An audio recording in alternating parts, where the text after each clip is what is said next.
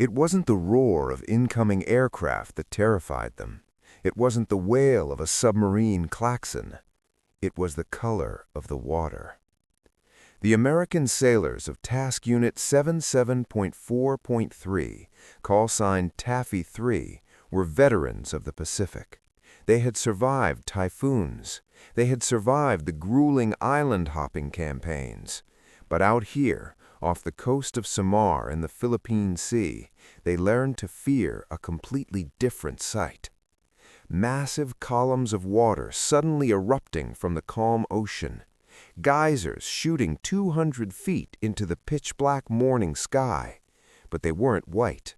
They were dyed bright pink, vibrant green, and blood red. When the sailors saw those colors, their blood ran cold. Every man on the bridge of the USS Johnston knew exactly what those colored geysers meant.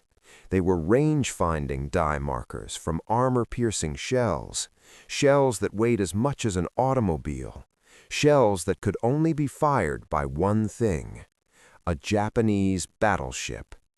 And they weren't facing just one. Breaking through the morning mist was the largest, most heavily armed naval surface force ever assembled. Admiral Takeo Kurita's center force. 4 battleships, including the monstrous Yamato, armed with 18.1-inch guns, 6 heavy cruisers, 2 light cruisers, 11 destroyers. The Japanese admirals, peering through their massive rangefinders, couldn't believe their luck. They had successfully ambushed the Americans, and the ships in their crosshairs weren't fast fleet carriers or heavily armored battleships. They were slow, unarmored escort carriers, and protecting them was a handful of tiny destroyers and destroyer escorts, ships with armor so thin the sailors called them tin cans. The Japanese commanders laughed. It wasn't a battle, it was a firing squad. What they didn't know was that the men aboard those tin cans were about to orchestrate the most humiliating, violent, and mind-bending reversal in the history of naval warfare. To understand how terrifying this was, you need to know what Taffy 3 was actually built to do. They were not a strike force. The escort carriers were basically merchant hulls with flat flight decks slapped on top. Their top speed was a sluggish 18 knots. Their aircraft were loaded with depth charges and small fragmentation bombs meant to hunt submarines, not to pierce the thickest steel ever forged. The destroyers protecting them, like the USS Johnston, were Fletcher-class, fast, maneuverable, but armed only with 5-inch guns. A 5-inch gun firing at the armor of a Japanese heavy cruiser is like throwing a pebble at a bank vault. It was October 25, 1944. General Douglas MacArthur had just landed troops on the beaches of Leyte. The main American fleet, under Admiral William Bull Halsey, had been lured hundreds of miles away by a Japanese decoy force. Halsey took every single heavy battleship, every fast carrier, and every major escort with him. He left the landing beaches completely unprotected, except for Taffy 3. When the radio operator aboard the Johnston picked up the panicked transmission from an American patrol plane, enemy surface force, 4 battleships, 7 cruisers, 15 destroyers, the initial reaction was disbelief. The pilot was ordered to check his identification. He screamed back that he could see the pagoda masts of the Imperial Navy. The radio went dead. And then the horizon began to flash. Aboard the Yamato, Admiral Kurita gave the order, "General Action." The heaviest naval guns ever constructed in human history opened fire. The sound alone was enough to shatter the eardrums of the Japanese gunners. The massive 18.1-inch shells screamed through the air, tearing the atmosphere with the sound like a freight train ripping through sheet metal. They plunged into the sea around the American escort carriers, sending those dyed geysers high into the air. The American ships were bracketed. It was only a matter of minutes, perhaps seconds, before a direct hit would vaporize them. Aboard the USS Johnston, Commander Ernest E. Evans watched the towering splashes. Evans was a Cherokee Native American, a man whose presence commanded absolute silence on the bridge. When he took command of the Johnston months earlier, he had told his crew, "This is going to be a fighting ship. I intend to go in harm's way." He didn't know how prophetic those words would be. Evans looked at the fleeing American escort carriers. They were too slow. They couldn't outrun the Japanese cruisers. If the enemy got within range, the carriers and the thousands of men aboard them would be slaughtered. There was no time to ask for orders. There was no time to consult doctrine. Evans grabbed the 1MC intercom, and his voice echoed across the trembling ship. "Prepare to attack major portion of Japanese fleet." He gave the order, and everyone on the bridge knew it was a death sentence. The helmsman spun the wheel. The Johnston broke formation.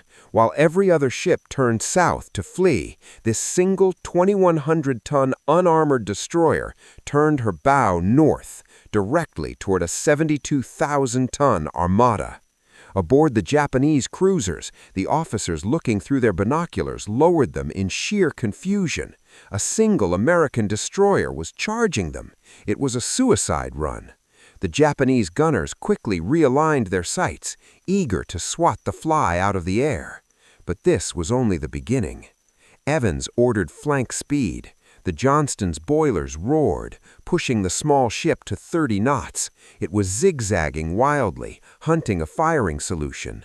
The Japanese shells were falling so close that the water cascading onto the Johnston was dyed green and red.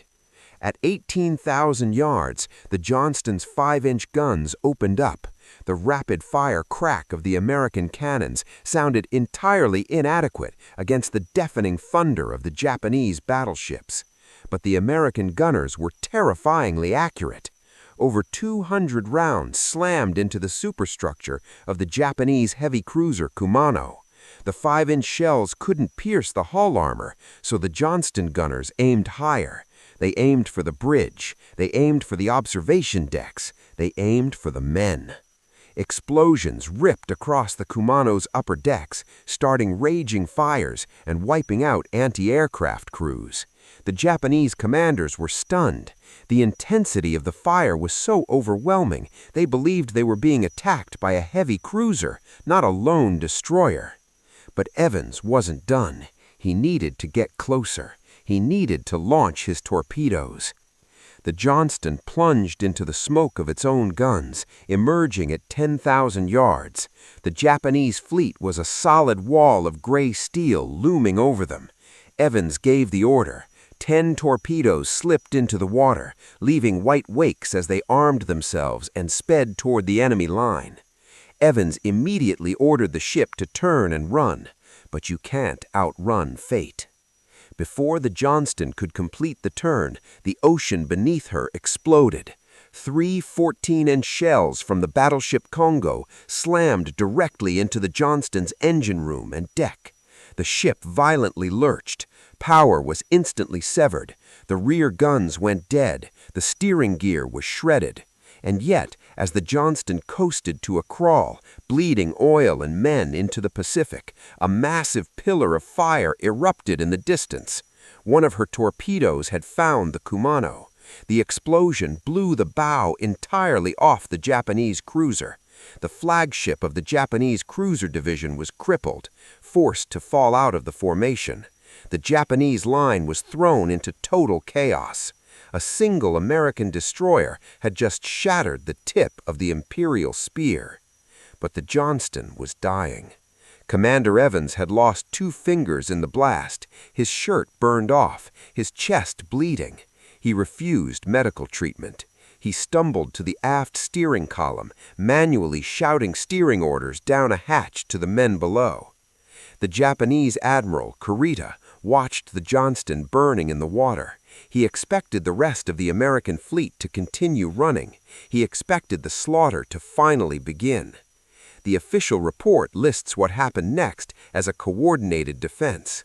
The reality was far more disturbing to the Japanese psyche. Seeing the Johnston's heroic, suicidal charge, the captains of the other Japanese destroyers couldn't watch from the sidelines.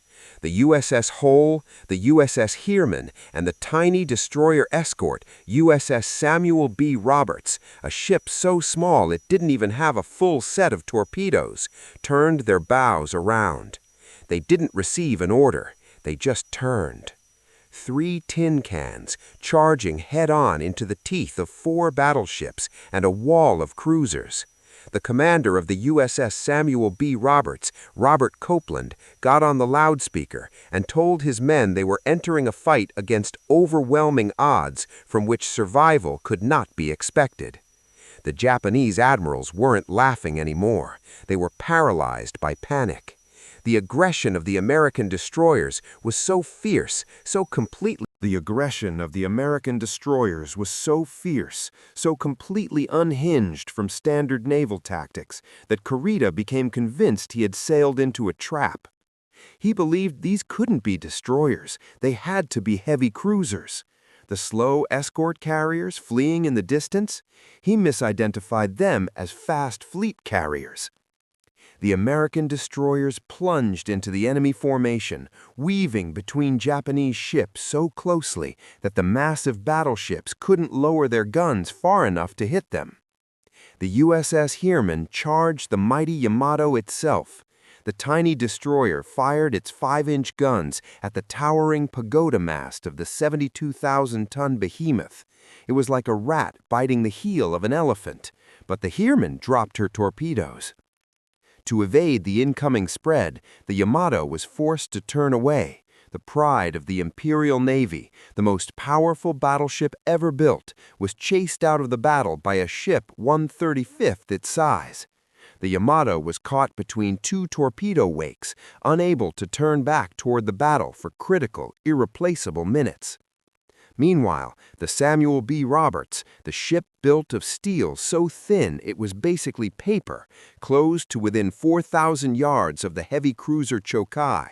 The American gunners fired their 5-inch guns so fast the barrels literally blistered the paint off the turrets.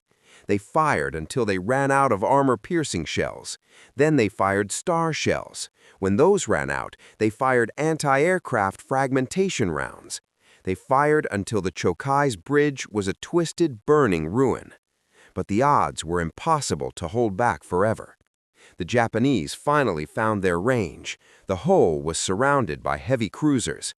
She absorbed over 40 massive shell hits before finally rolling over and slipping beneath the waves. The USS Samuel B. Roberts was hit by 14-inch shells that tore open holes the size of freight doors in her side. Power failed. The ship began to sink, but the aft gun crew, operating completely in the dark without power, manually loaded and fired their 5-inch gun until a massive explosion ripped the turret apart, killing them all. And the Johnston, the ship that started it all? For 3 hours, bleeding, broken, and running on a single engine, the Johnston fought a rear-guard action. She placed herself between the fleeing escort carriers and a squadron of Japanese destroyers. She fired until there was nothing left to fire. By 9:30 a.m., surrounded by Japanese ships, dead in the water, her decks a slaughterhouse, Commander Evans finally gave the order to abandon ship. If you're still watching, what comes next will change how you see this war. As the survivors of the USS Johnston drifted in the oily, blood-stained water, they watched their burning ship slowly slip beneath the waves. They braced themselves for the end. A Japanese destroyer slowly approached them.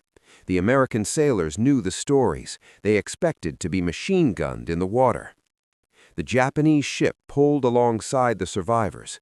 The deck was lined with Japanese sailors looking down at the men who had just humiliated the Imperial fleet. But there was no gunfire. Instead, the captain of the Japanese destroyer stepped up to the wing of the bridge. He stood at attention, and as his ship drifted past the men of the Johnston, he slowly raised his hand to his visor and saluted them. He saluted the ghost of the Johnston, a recognition of sheer, unbreakable warrior spirit. Decades later, when asked about that morning, the survivors could only shake their heads. They had faced the apocalypse, and they had made it blink. Admiral Kurita, his flagship damaged, his cruisers burning, his formation shattered, and his mind broken by the ferocious American defense, gave the order to retreat. The Japanese center force turned around and sailed away. The battle off Samar was over. The American tin can fleet lost 2 destroyers, 1 destroyer escort, and 2 escort carriers. Over 1,000 American sailors gave their lives, but they had sunk 3 Japanese heavy cruisers, crippled 3 more, and forced the mighty Yamato to flee in terror. They had saved MacArthur's invasion force. They had saved the Pacific War. Commander Ernest Evans did not survive. He was last seen commanding his men from the fantail as the ship went down. His body was never recovered. The official record calls the battle off Samar a victory, but to the men who drifted in the oily-choked waters for days before rescue, it wasn't a victory. It was survival. It was the day the weakest ships in the Navy proved that armor doesn't make a warship. Think about that. The Japanese built the heaviest armor the world had ever seen, but they forgot to account for the men behind the 5-inch guns. If this story stayed with you, subscribe, because the darkest tales of World War II are the ones they tried to bury.